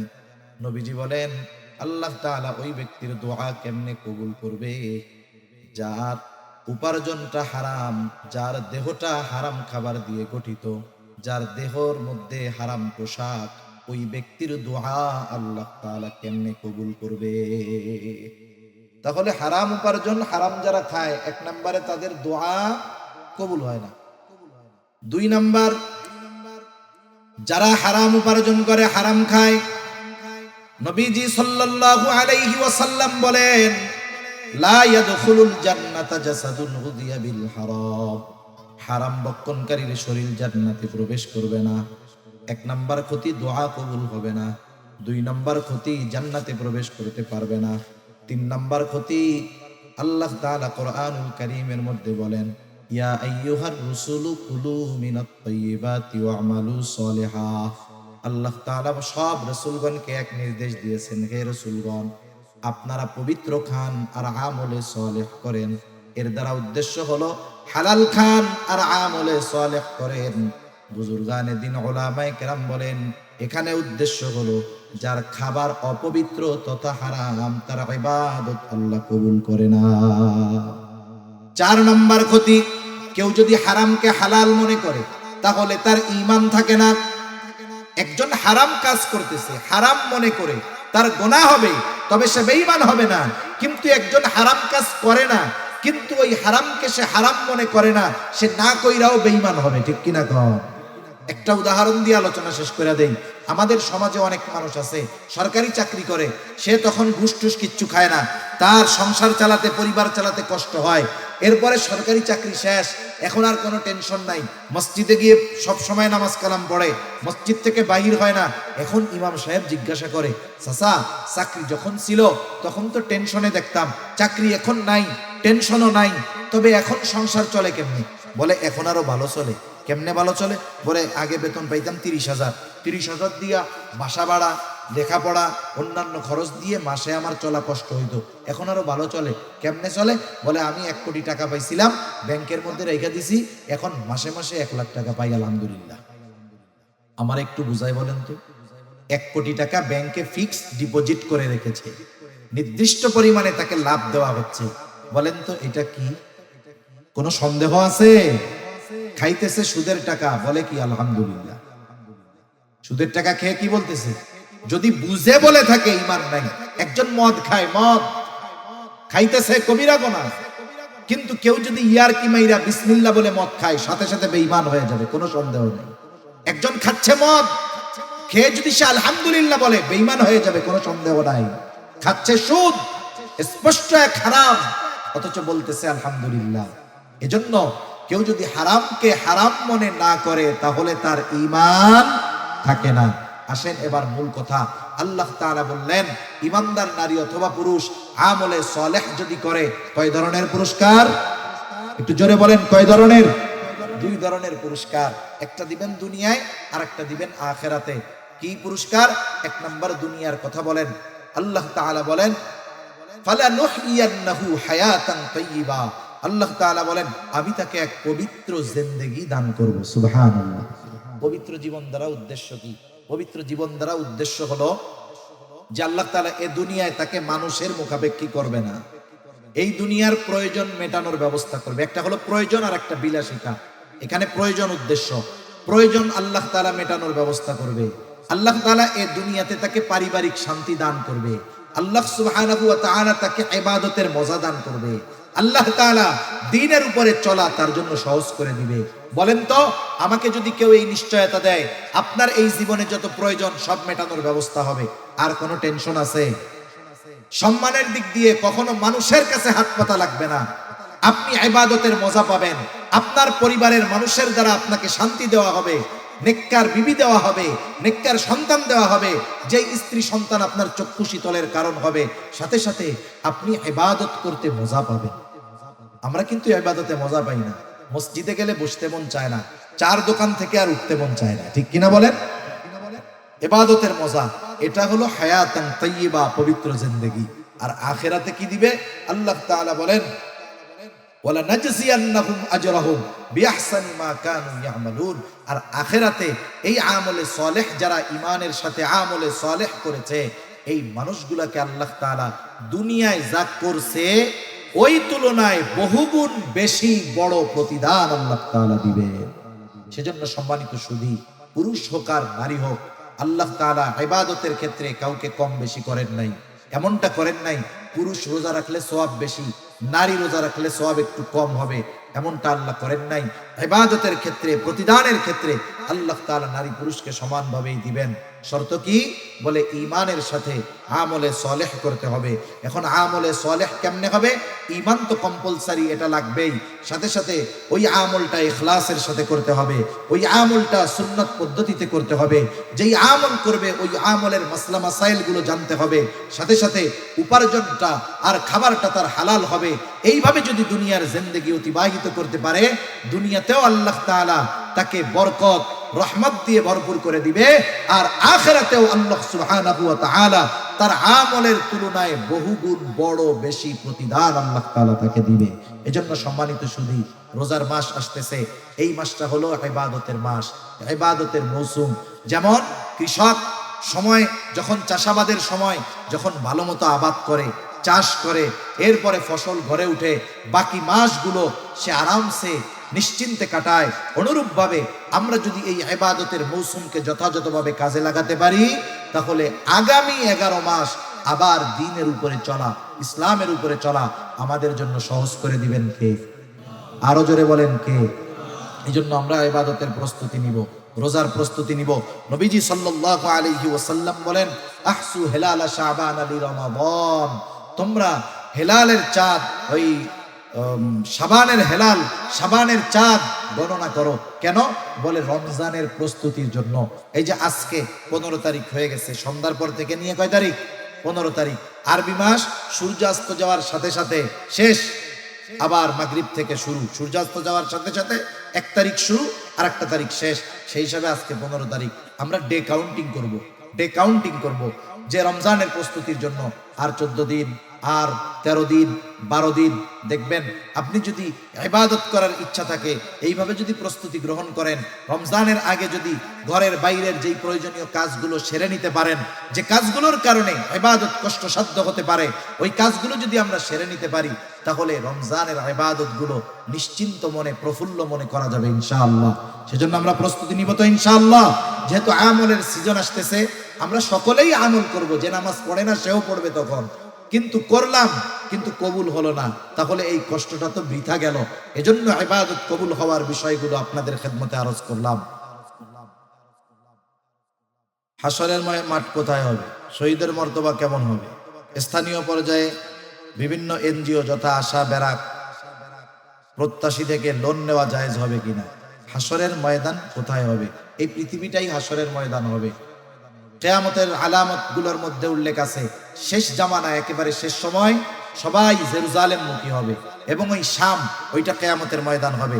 শহীদদের মর্তবা অবশ্যই আল্লাহর জন্য, দ্বীনের জন্য যারা তাদের জীবনকে উৎসর্গ করে দিয়েছে, আল্লাহ তাআলা তাদের ব্যাপারে বলেন, ওয়ালা তাকুলু লিমান ইউকতালু ফি সাবিলিল্লাহি আমওয়াত বাল আহইয়াউ ওয়ালাকিন লা তাশউরুন। আল্লাহ তাআলা বলেন, যারা আল্লাহর জন্য শহীদ হয়েছে তোমরা তাদেরকে মৃত বলো না। আল্লাহর রাস্তায় যারা জীবন উৎসর্গ করেছে তাদেরকে তোমরা মৃত বলো না। বাল আহইয়া ওয়ালাকিন লা তাশউরুন, বরং তারা জীবিত, তবে দুনিয়ার মানুষের মতো জীবিত নয়। বিশেষ প্রসেসে আল্লাহ তাআলা তাদের জীবিত রেখেছেন। ওখানে তাদের জীবিত থাকতে হলে কি দরকার?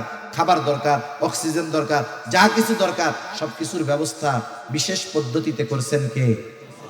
শহীদের মর্তবা অনেক বড়। তৃতীয়, এনজিও। সুদ ব্যাংক থেকে নেন আর এনজিও থেকে নেন, সুদ তো সুদ। সুদ কোনোদিন জায়েজ হওয়ার সুযোগ নাই। এটা এমন এক হারাম যেটা কখনো জায়েজ হবে না। গাড়ি আবার চলে আসবে নাকি? ওইটাই, ওই 12টায় আমরা প্রস্তুতি নিয়ে শেষ করে দিই না। দেখেন, সুদ তো সুদ, কিছু হারাম জায়েজ হয়, কিন্তু সুদ এমন এক হারাম, এটা কখনো জায়েজ হয় না। মনে করেন আমি বলি মাইন্ড করে পায়খানা হারাম না? যদি কারো এমন রোগ হয়, ডাক্তার বলে ওরে বাঁচাইতে হইলে প্রতিদিন আধা কেজি পায়খানা খাওয়াইতে হবে, এটা ওর জন্য জায়েজ হবে জীবন বাঁচানোর জন্য। কেউ যদি বলে ডাক্তার, দিনদার ডাক্তার বলে জীবন বাঁচানোর জন্য শুকরের গোশত খাওয়াইতে হবে, এটা ওর জন্য ওষুধ হিসাবে খাওয়ানো জায়েজ। কিন্তু বলেন তো কোন রোগ হইলে ডাক্তার লিখবে যে এনাকে যদি বাঁচাইতে হয় তাহলে সুদ খাওয়াইতে হবে? বলেন তো এই সুদ কোন সময় জায়েজ হওয়ার সম্ভাবনা আছে? এটা নিঃসন্দেহে হারাম। এটা কোনো সময় বৈধ হওয়ার, জায়েজ হওয়ার কোনো সুযোগ নাই। হালাল তো পরে, কারণে জায়েজ হওয়ারও সুযোগ নাই। এজন্য এই অভিশপ্ত বিষয় থেকে আমাদেরকে বাঁচতে হবে। এক হারাম পায়খানা খাইছে, ওটা তার হারাম খাওয়ার গুনাহ হবে। কিন্তু কেউ যদি 1 দিরহাম পরিমাণ সুদ খায়, তার মায়ের সাথে জেনা করার মতো গুনাহ হবে। তাইলে পায়খানা খাওয়া হারাম আর সুদ খাওয়া হারাম, কিন্তু ডিসটেন্সটা কি বুঝতে পারছেন তো? তাহলে বলেন তো একজন সুস্থ মস্তিষ্কের লোক ওই মানের পাপ যেটা করলে মায়ের সাথে জেনা করা হয়, ওটা কি কখনো করবে? তার মানে 1 নম্বরে সুদ যারা খায় এদের মস্তিষ্ক বিকৃত হয়ে গেছে। এজন্য কিয়ামতের দিন ওই রকম তারা উঠবে, মানুষেরা দেখেই বুঝতে পারবে এই মানুষগুলো সুদখোর। আফসোসের ব্যাপার, আমাদের সমাজে যে যত বড় সুদখোর, সামাজিকভাবে তার অবস্থান তত বড়। এটা আমাদের জন্য একটা গজবের মতো, অভিশাপের মতো, ঠিক কিনা বলেন? আল্লাহ এই সুদ নামক জঘন্য বিষয় থেকে আমাদের বেঁচে থাকার তৌফিক দান করুন। সকলে বলি আমিন। লোন, এটা সর্ব ধরনের লোনই হারাম, এগুলো আর বলার কোনো সুযোগ নাই। যাই হোক, প্রবাসী ভাইয়েরা সহযোগিতা করেছে, তাদের জন্য, পিতামাতার জন্য দোয়া। অত্র এলাকার শ্রদ্ধেয় মুরব্বী ইয়াদ কাজী খুবই অসুস্থ, আল্লাহ তাআলা সুস্থতা দান করুক। পরিষদের সদস্য যারা আছে শ্রম দিয়ে, অর্থ দিয়ে সহযোগিতা করেছেন, তাদের জন্য দোয়া। কবরবাসীর জন্য দোয়া। দেলোয়ার সাহেব তার মরহুম পিতার জন্য দোয়া চেয়েছেন, আল্লাহ তাআলা ওনার পিতাকে মাফ করে দিক। সর্বোপরি অত্র এলাকার সকলের জন্য, বাংলাদেশের জন্য দোয়া। কিছু বলার আছে আপনাদের? বলবেন? দোয়া করে দেব।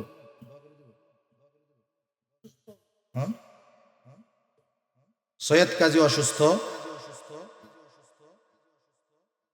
জি জি, কিছু বলবেন? বলার আছে? আর ওই যে সভাপতি সাহেব আছেন, উনি দোয়া করে দিবেন।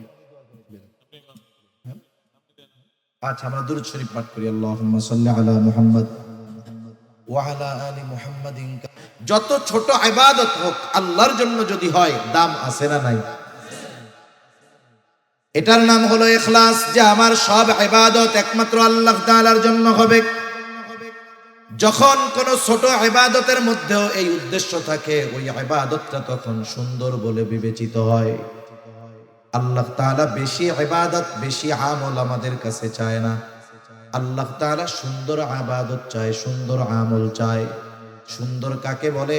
আমরা আমাদের সংজ্ঞায় সুন্দর সেটাকে বলি যেটা দেখার পরে চক্ষু তৃপ্ত হয়, অন্তরের মধ্যে প্রশান্তি আসে। এখন বলেন তো, আপনাদের সামনে যদি একজন আফ্রিকার কালো মানুষকে এনে দেওয়া হয়, আমাদের সংজ্ঞায় বলেন তো ওই লোকটা ভালো না কালো? ভালো লাগবে আমাদের? চোখ তৃপ্ত পাবে? তৃপ্তি পাবে? চোখ তৃপ্তি পাবে না, চোখের ভালো লাগবে না। তাহলে আমাদের সংজ্ঞায় কালো যে, সে সুন্দর না। কিন্তু আল্লাহ তাআলার সংজ্ঞা, সৌন্দর্যের সংজ্ঞা, এটা ভিন্ন সংজ্ঞা। আল্লাহ রাব্বুল আলামিন কোরআনুল কারীমের সূরাতুল মুলকের মধ্যে বলেন, আল্লাযী খালাকাল মাউতা ওয়াল হায়াতা লিয়াবলুয়াকুম আইয়ুকুম আহসানু আমালা। আল্লাহ তাআলা বলেন, তিনি আল্লাহ, যিনি জীবন এবং মৃত্যুকে সৃষ্টি করেছেন। এবং কেন করেছেন? বলে লিয়াবলুয়াকুম, তোমাদের পরীক্ষা করার জন্য। কিসের পরীক্ষা? আল্লাহ তাআলা বলেন আইয়ুকুম আহসানু আমালা, পরীক্ষা হলো তোমাদের মধ্যে কার আমল কত সুন্দর। তাহলে আল্লাহ তাআলা বেশি ইবাদত চান না সুন্দর ইবাদত চান? জোরে বলেন, কি ইবাদত? সুন্দর ইবাদত আল্লাহ তাআলা চায়। এখন আল্লাহ তাআলার কাছে সুন্দর কোনটা? বলে যার নিয়ত সুন্দর, যার ইখলাস ঠিক আছে, ওই ইবাদত আল্লাহর কাছে সুন্দর। সুবহানাল্লাহ বলেন। যদি আমাদের সংজ্ঞায় সৌন্দর্যের সংজ্ঞা যেটা, এটা যদি আল্লাহর কাছে হইতো, তাইলে আফ্রিকার কালো মানুষগুলোর আর কোনো দাম থাকতো না, আফ্রিকার কালো মানুষের কোনো মূল্যায়ন থাকতো না। এজন্য আমরা আমাদের ইবাদতগুলোকে আল্লাহর কাছে সুন্দর করে তোলার জন্য যেই ইবাদতটাই করি একমাত্র কার জন্য করব? আল্লাহর জন্য। জান্নাতে যাইতে হলে বেশি ইবাদত লাগে না, তবে সুন্দর ইবাদত লাগে। এক সাহাবীর ঘটনা শুনে। রাসূল আকরাম সাল্লাল্লাহু আলাইহি ওয়াসাল্লাম একদিন মসজিদে নববীর মধ্যে আছেন, ফজরের নামাজের পূর্ব মুহূর্তে সাহাবায়ে কেরাম অপেক্ষা করতেছে নামাজের। হঠাৎ করে নবীজি বলতেছেন, এখন যেই ব্যক্তি দরজা দিয়ে ঢুকবে সে জান্নাতি। এই ঘোষণা যখন নবীজি দিয়েছেন, ঘোষণা দেওয়ার সাথে সাথে সবার নজর চলে গেছে দরজার দিকে। কে সেই সৌভাগ্যবান ব্যক্তি যার ব্যাপারে নবীজি এমন ঘোষণা দিলেন? সবাই দরজার দিকে তাকায় আছে। দেখা গেল একজন মানুষ, সে মসজিদের মধ্যে ঢুকতেছে, তার ওযুর পানি এখনো দাড়ি দিয়া পড়ে। প্রথম দিন চলে গেল, আবার পরদিন নবী ফজরের নামাজের পূর্ব মুহূর্তে আবার বলতেছে, এখন যেই ব্যক্তি দরজা দিয়ে ঢুকবে সে জান্নাতি। আগের দিনের মতো সবার নজর দরজার দিকে। দেখা গেল গতদিন যেই ব্যক্তি ঢুকেছিল, যেই অবস্থায় ঢুকেছিল, আজকেও হুবহু সেই অবস্থায় সে মসজিদের মধ্যে প্রবেশ করলো। দ্বিতীয় দিন চলে গেল, এইবার তৃতীয় দিন আবার নবীজি ফজরের নামাজের পূর্ব মুহূর্তে বলতেছে, এখন যেই ব্যক্তি দরজা দিয়ে ঢুকবে সে জান্নাতি। সবার নজর আবার দরজার দিকে। কে সেই সৌভাগ্যবান ব্যক্তি যার ব্যাপারে নবীজি আজকে এই ঘোষণা দিলেন? তারা তাকায় দেখে, গত 2 দিন যেই ব্যক্তি দরজা দিয়ে ঢুকছে, ঢোকার সময় যেই অবস্থা ছিল আজকেও সেই অবস্থা। তার মানে নবীজির এই ঘোষণার পর 3 দিন পর পর এক ব্যক্তি প্রবেশ করেছে, যার ব্যাপারে নবীজি পরপর 3 দিন এই ঘোষণা দিলেন। ওই লোকটা যে জান্নাতি, কোনো সন্দেহ আছে নাকি? কোনো সন্দেহ নাই। রাসূল আকরাম সাল্লাল্লাহু আলাইহি ওয়াসাল্লামের এমন ঘোষণার পরে আব্দুল্লাহ ইবনে আমর ইবনুল আস রাদিয়াল্লাহু তাআলা আন ওই লোকটাকে গিয়ে জিজ্ঞাসা করতেছে, ভাই, আমি তোমার বাড়িতে 3টা রাত থাকতে চাই, 3টা রাত যাপন করতে চাই। উদ্দেশ্য হলো নবীজি যেই ব্যক্তির ব্যাপারে এমন ঘোষণা দিলেন, ওই ব্যক্তির কি স্পেশাল আমল আছে দেখার দরকার। কারণ এই দুনিয়াতে সব শ্রেণীর মানুষ তাদের স্পেশাল আমলগুলো নিরিবিলি রাতের বেলায় করে। বলেন তো, চোর চুরি দিনে করে না রাত্রে করে? ডাকাত ডাকাতি দিনে করে না রাত্র করে? বলেন তো, যারা আহলুল্লাহ বুজুর্গানে দিন, তারা তাদের স্পেশাল ইবাদত গুলো দিনে করে নাকি রাত্রে করে? এই রাতের বেলায় মূলত বুজুর্গ যারা, এরা রাতটাকেই ইবাদতের জন্য বেছে নেয়, কারণ একেবারে নিরিবিলি, কোনো ঝঞ্ঝাট নাই, ঝামেলা নেই। আবার যারা ওই ধরনের অকারেন্স করে, অপরাধ করে, ওরাও অপরাধের জন্য রাত্রকে বেছে নেয়, কারণ মানুষজন সব ঘুমে থাকে, রাস্তায় লোকজন থাকে না। তা উনি চিন্তা করতেছে স্পেশাল ইবাদত তো রাতের বেলা করে। এখন উনি রাতের বেলা কি ইবাদত করে এটা জানার জন্য তো ওনার বাড়িতে থাকার দরকার। উনি গিয়া ওই লোকটাকে বলতেছে। আর এক হাদিসের আলোকে বোঝা যায় নবীজি যেই ব্যক্তির ব্যাপারে এই ঘোষণা দিয়েছেন, ওই ব্যক্তির নাম হলো সাদ বিন মুআজ রাদিয়াল্লাহু তাআলা আনহু, হযরত সাদ রাদিয়াল্লাহু তাআলা আনহু। উনি গিয়ে বলতেছে, ভাই, আমি তোমার বাড়িতে একটু রাত্র যাপন করতে চাই। বলে, কোনো অসুবিধা নাই, চলেন। ইশার নামাজ পড়ে ওই লোকটার সাথে আব্দুল্লাহ ইবনে আমর ইবনুল আস চলে গেলেন তার বাড়িতে। আগের আমলে আমাদের গ্রাম অঞ্চলে ছিল, বাহিরের কোনো মেহমান যদি আসতো বাড়ির ভিতরে নেওয়া লাগতো না। আমাদের এলাকায় বলে কাছারি ঘর। আপনাদের কি বলে? কাছারি বলে না? আগে কাছারি ছিল। কাছারি এমন ভাবে থাকতো, ঘরের মানুষের মহিলাদের পর্দা এমনি হয়ে যেত, কাছারির মুখটা থাকতো বাহির দিকে। মেহমান ঢুকতো, ওইখানে পানি বাথরুম করার ব্যবস্থা বাইরে থাকতো। তার মানে একজন মেহমান আসলে ভেতরের মহিলাদের পর্দার ব্যাপারে কোনো সমস্যা হইতো না। দেখেন, আগের মানুষেরা, আমাদের মা, দাদিরা, নানিরা, এনারা কিন্তু এত বোরকা পইরা ঘুরে নাই। কিন্তু এমনও দেখা গেছে ওই দাদি নানীদেরকে ওই বাড়ির মানুষ সারা জিন্দেগিতে অন্য পরপুরুষ এক নজরও দেখতে পারে নাই, ঠিক কিনা বলে? আসলে বিষয় হলো বোরকাটা পর্দার জন্য জরুরি তা না, পর্দার জন্য মূলত নিজেকে প্রস্তুত করার দরকার। এখনের বোরকাগুলো পরার পরে তো আরো পর্দার চাইতে বেপর্দা হয়, ঠিক কিনা বলে? বোরকা পরে কেন? বলে পর্দা করার জন্য। পর্দা করার জন্য যদি পরে, এখনকার যে ভাব বোরকা, আসলে ওইটা তো পর্দার জন্য হয় না, বরং মানুষকে আরো তার পোশাকের প্রতি আকৃষ্ট করার জন্য পরা হয়। সে যদি নিজেকে লুকানোর জন্য পরতো তাহলে ওই ধরনের স্টাইল থাকতো না, এমব্রয়ডারি থাকতো না, 14-15টা কুচি থাকতো না। কি যে ভাব হইছে বোরকার, এগুলো দ্বারা বাস্তবিক পর্দা হয় না। অথচ আগের মহিলারা এখনো অনেক আছে আমাদের গ্রাম অঞ্চলগুলোতে। পুরুষ মানুষ দেখছে, বৃদ্ধ মানুষ, কেউ তার দিকে তাকাবে না। সে দেখা যাচ্ছে রাস্তার থেকে নেমে কাপড়টাকে এমন ভাবে ঢাকনা দিছে যে তার দেহের আবহাওয়া আকৃতি বোঝার কোনো সিস্টেম নেই। কাচারি ঘরে থাকতে দিয়েছে আব্দুল্লাহ ইবনে আমর ইবনুল আসকে। আব্দুল্লাহ ইবনে আমর ইবনুল আস তিনি তো ঘুমানোর জন্য যান নাই, মূলত দেখার জন্য গেছে কি ইবাদত করে। তিনি খেয়াল করলেন ওই ব্যক্তি ঘরের মধ্যে ঢুকলো, বাতি নিভায়া দিল, ঘুমায় গেল। আব্দুল্লাহ ইবনে আমর ইবনুল আস সারা রাত সজাগ, কোন সময় উঠে আর কোন সময় কি ইবাদত করে দেখবে। কিন্তু দেখা গেল অপেক্ষা করতে করতে ফজরের আজান হয়ে গেছে, লোকটা ঘুমের থেকে উঠছে মাত্র। আজানের পরে ঘুম থেকে উঠছে, এরপরে জরুরত সারছে, এরপরে সে নামাজের জন্য প্রস্তুত হয়ে গেছে। তার মানে আজ রাত্রে সে কোনো স্পেশাল ইবাদত করে নাই। পরের দিন আবার বলতেছে, ভাই আমি আজকেও একটু সমস্যা, তোমার বাড়িতে থাকতে চাই, থাকতে দিবা না? কি বলে, হ্যাঁ থাকো। এইবার গত দিনের মতো সারা রাত জাগা, দেখে এশার নামাজ পড়ে ঘুমায়, ফজরের আজান দিলে ঘুম থেকে উঠে। 2 দিন পার হয়ে গেল।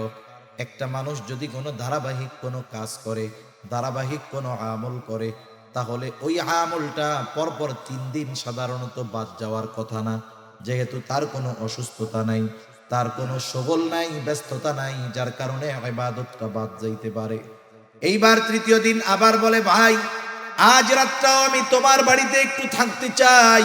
বলে থাকো, কোনো অসুবিধা নাই। ওই রাত্রটাও সারা রাত সে জেগে থাকছে। দেখলো এশার নামাজ পড়ে ঘুমায় গেল, আর ফজরের আজান দিলে ঘুম থেকে উঠলো। এইবার আর নিজের কৌতূহলকে চাপায় রাখতে পারে নাই।